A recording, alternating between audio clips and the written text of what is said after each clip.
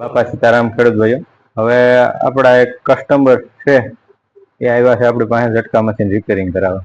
એમને 2-3 જગ્યાએ ના પાડી દીધી હતી કે ભાઈ આ મશીન ક્યાંય રિપેર થતું નથી.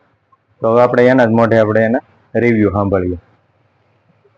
મશીન બતાવી દઉં તમને. આ મશીન છે.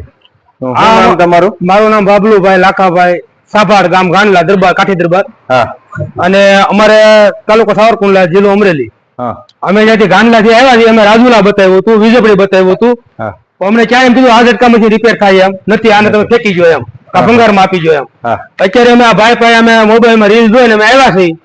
અહીંયા આપણે નાનુડી. પણ અમે આ ઝટકા મશીન રિપેર કરી દીધું ભાઈ, અને અમારું દિલ ખુશ થઈ ગયું એમ. એવું. અને કામ 1 નંબર છે. બધા ભાઈ નમ્ર વિનંતી અહીંયા આવે નાનુડી.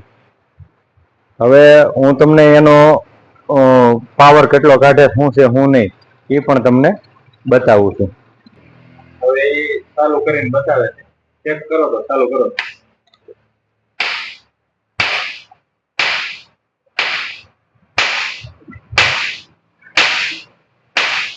આપણે ધીમે ધીમે એનો પ્રકાશ આપણે લાઈટ બંધ કરીને પણ ચેક કરીએ.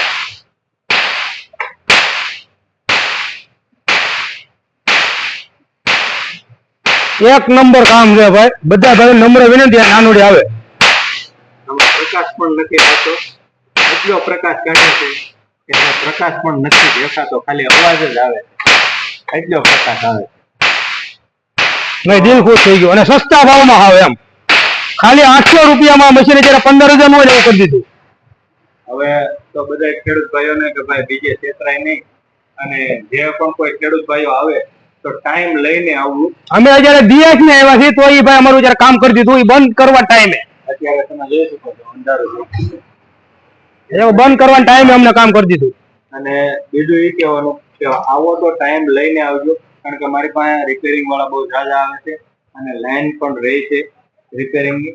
જેથી કરીને આવો તો ફોન કરીને આવવું અને ટાઈમ લઈને આવવું, જેથી કરીને તમારે પણ અગવડતા ન પડે અને મારે પણ અગવડતા ન પડે.